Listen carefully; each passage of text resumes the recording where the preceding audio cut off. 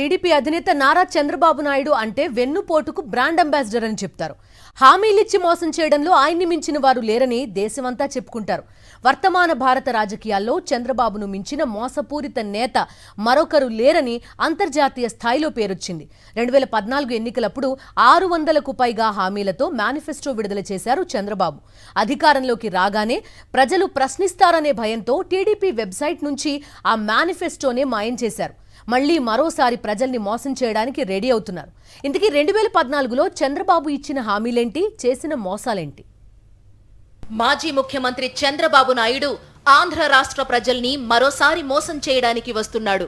2014లో అధికారంలోకి వచ్చిన వెంటనే మాయం చేసిన నాటి మేనిఫెస్టోకి కొత్తగా పచ్చరంగులేసి ప్రజల్ని భ్రమల్లో ముంచెత్తడానికి నానా పాట్లు పడుతున్నారు. చంద్రబాబు అంటేనే దగ, మోసం, కుట్ర, వెన్నుపోట్లు అని అందరికీ తెలిసిందే.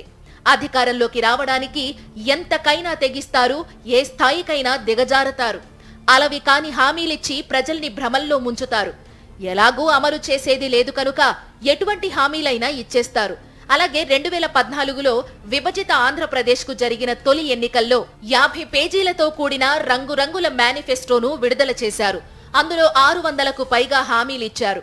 ఒకవైపు బీజేపీని, మరోవైపు పవన్ కళ్యాణ్ ను పెట్టుకుని ప్రచారం చేసుకుని అతి కష్టం మీద చంద్రబాబు అధికారంలోకి వచ్చారు. ఆ వెంటనే తన మేనిఫెస్టోను ప్రజలు గుర్తు చేసుకోకూడదని, చదివి ప్రశ్నించకూడదని టీడీపీ వెబ్సైట్ నుంచి మేనిఫెస్టోను మాయం చేశారు. ఇది చంద్రబాబు ఘనత. చెప్పేవాడు చంద్రబాబు అయితే వినేవాళ్లు వెర్రివాళ్లని ఆయన అనుకుంటారు.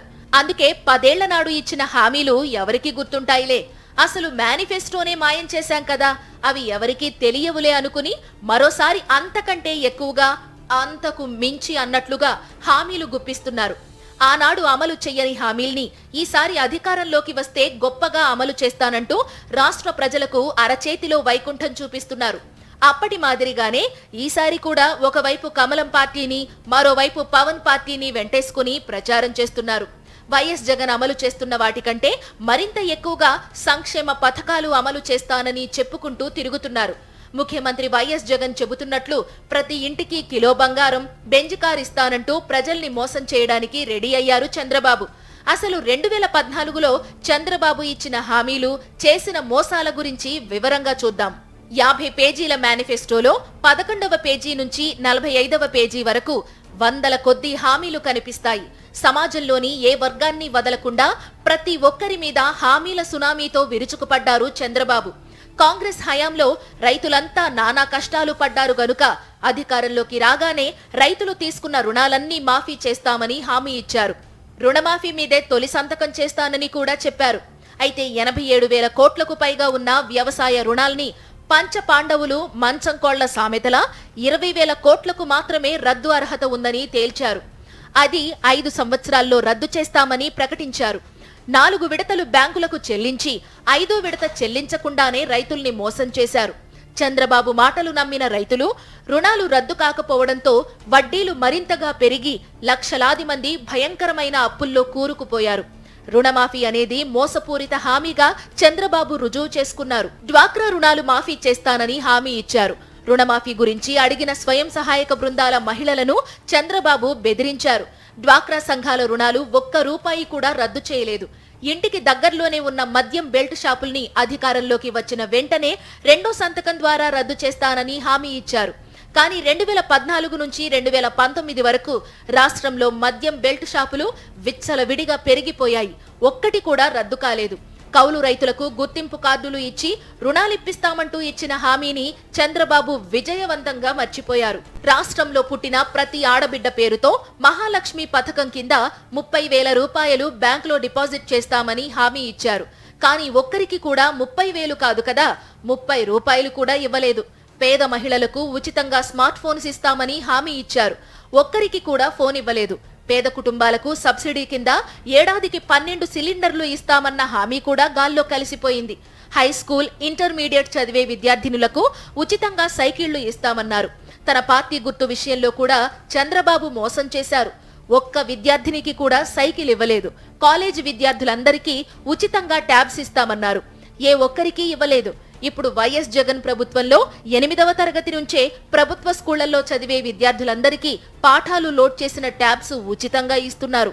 రాష్ట్రంలో పెరిగిపోతున్న నిరుద్యోగాన్ని నిర్మూలించేందుకు ఉద్యోగమిత్ర పథకం కింద ఇంటికో ఉద్యోగం ఇస్తామన్నారు.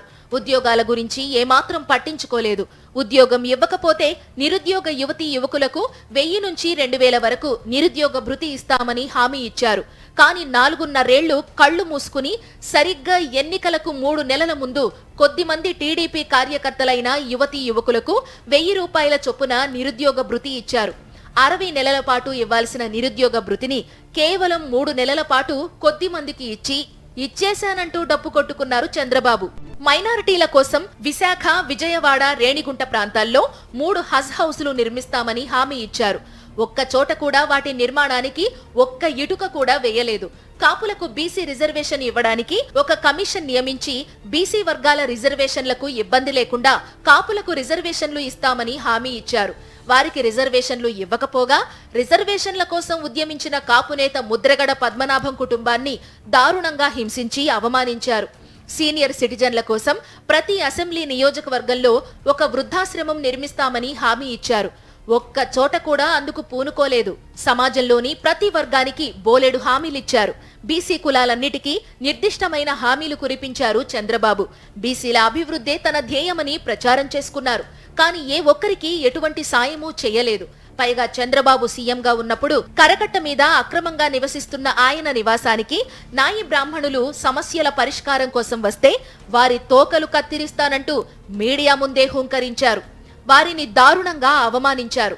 రాష్ట్రంలో అర్హులైన ప్రతి పేద కుటుంబానికి 3 సెంట్ల స్థలం ఇచ్చి ఇంటి నిర్మాణానికి 1,50,000 రూపాయలు ఇస్తామని హామీ ఇచ్చారు.